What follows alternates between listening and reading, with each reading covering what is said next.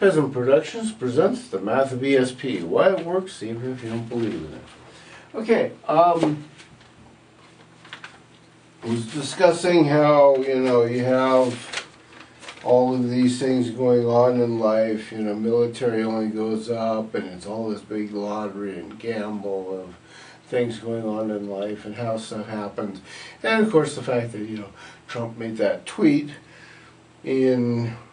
for me personally, the best laugh of my life in response to Occupy ISS. He's going to defend his junk there. I want to kind of further explain a little bit. I've kind of got my notes here, what I'm trying to say here.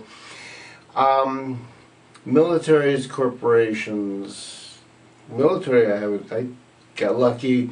They ended the draft before I had to sign up for it. They reinstated it after I would have still had to sign up for it. So it was like 30 days after my birthday, man. No, I think it was in February somewhere. But it literally, within that 30-day time period that I would have had to sign up for the draft, the law in the United States changed. But the military has a very functional way of looking at life. They, it's very regimented down. You can keep replacing from the bottom up to a certain extent, no matter what. You just keep hiring whatever. It's also a corporate function and stuff like that. The problem that I'm trying to put forward is that really doesn't work in this instance. What you need are the people like me who learned about solo sailing. A high note for Richard Branson. He went out and did his big balloon trip. Okay, he braved the adventurer type of thing. The fact that he had lots of money and all kinds of equipment tracking him and greatly improved his reliability of coming out of that alive. There's no fault to that. And that's what I'm trying to get at here is that I'm a great fan of race car driving, okay? I don't like NASCAR, which is mostly just driving around in circles, okay? And IndyCar is better. It's kind of a combination of the two. But Formula One is totally, a road course, okay? In some cases it's actual streets of cities, in other cases it's actual permanent race courses. You have to be more aware on one of those courses. You drive in an oval, you can kind of catch that circle and what it is and where you need to be, and so you're basically just watching to see where other people are at to make sure you're in the right place for what you need to do, okay? When you are going through a series of twists and turns, a road course, there is much more frequency of people getting down and into the dirt and throwing some dirt or grass up on the track, and you come around and you're suddenly facing something a little bit more slippery than you would see if you were driving an oval. In that sense, you have to be more aware, more intuitive to what's going on. You have to be more intuitive to your car. You're more instinctively protective of your car also. NASCAR, I hated watching it for a lot of years because it was like watching bumper cars at the amusement park. Those guys were so busy shoving each other out of the way that there wasn't any talk about driving skill. There was survival skill and demolition derby skill, sure, but not, driving skill, no. I'll stick with my Formula One, IndyCar, some of the open stuff, and also road rally people, because road rallies and stuff. I had wanted to do the Tijuana, the Baja California race, the 500 or the 1,000 would have been fun. But, there are things like that you go out and you do, and it's much more different because you have to be very aware. And more importantly, if something breaks or goes wrong in the middle of Baja, okay, you have to fix it and get the thing home. You have to take care of yourself. You have to be ingenuitive and fixing stuff. And this is where my solo sailing came in, where 2, 3, 4, 5,000 miles from the nearest land. It does make a difference whether or not you know which end of the hammer is for pounding a nail in with. It makes a difference if you know what your engine is and how it works. And I'm that type of person. I do all that stuff. That's one of the reasons people have always liked traveling with me, is because I do literally just walk up and start figuring out how to fix something, how to keep it going. The Mickey Mouse mechanic, the Mexican mechanic, the old farm boy mechanic, whatever. Baling wire and duct tape, yeah, we'll figure this out and get on down the road here a bit. Getting out in space takes the same thing, and that's why the military is going to lose.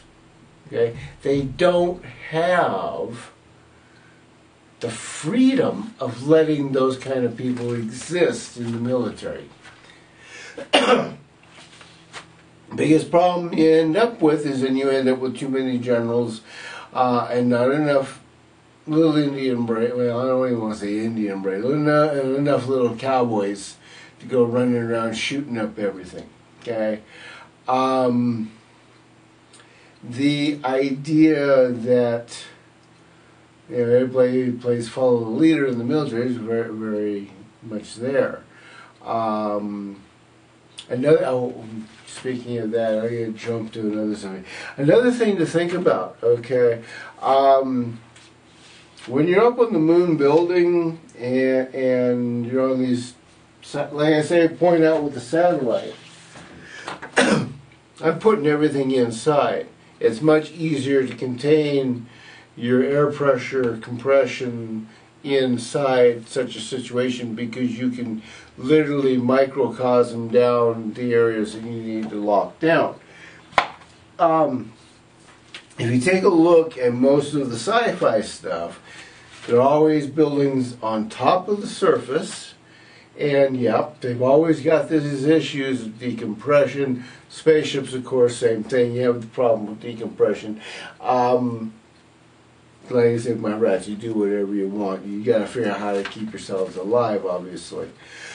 But on a moon, or a large meteorite type of thing, something like that, to build up, just makes yourself a target. Okay, micrometeorites, little tiny, pieces of sand that are moving at literally thousands of miles an hour, can do an awful lot of damage.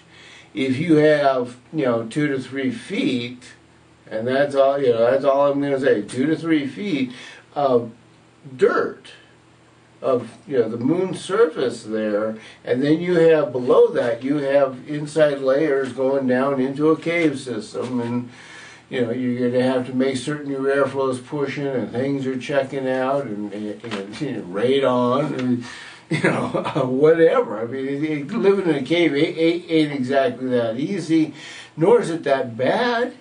It can be done, and it's a heck of a lot safer, because if you drop yourself to 10 feet or 20 feet below, you got an awful lot of distance between you and a healthy sized meteorite.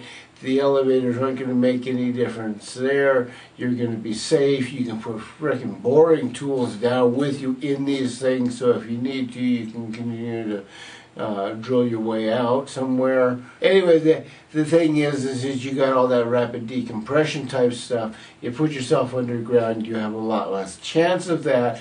Everything else, with the exclusion of windows, is there. You put up, obviously, LCD screens and computer monitors and stuff like that for visuals to show what's happening outside.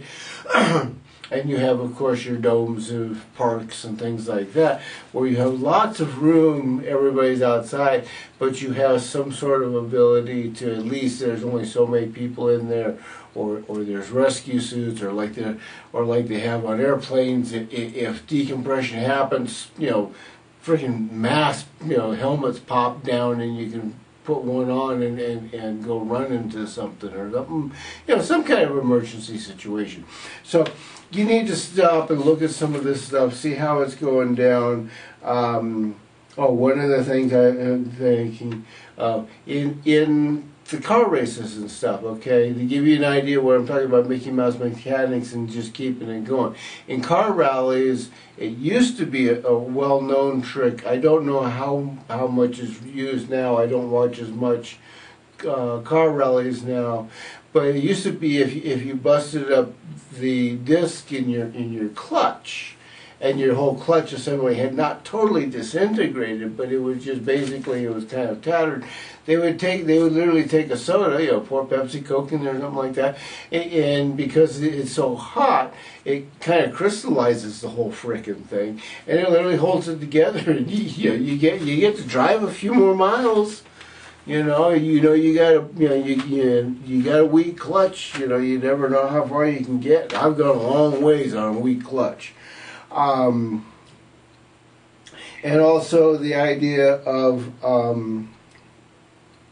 having, for me, I've got both the wet room and the wet dark room working with film background, and I've got the background also with working with the digital stuff. A person that is just film, and totally anti-digital is going to miss out on some of the opportunities of using digital stuff, and understanding that somebody who only does digital misses out on the film. So again, the more knowledge you have, the wider your knowledge base, the better it is. The more you can do with it, the more you can help yourself out now. And one other thing, you notice here I'm talking about Fukushima radiation and all these power plants.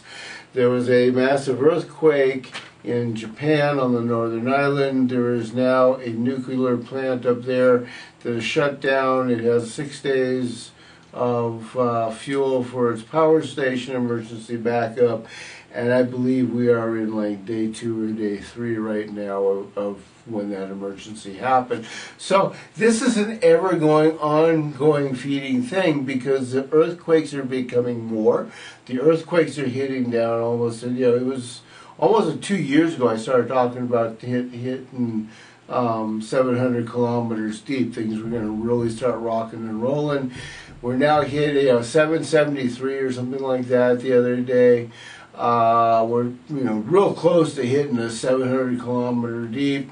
There have been 6, 7s, and 8s in the 600 plus kilometer deep range. We are talking some very massive movement going on underground, and it's not gonna slow down, folks.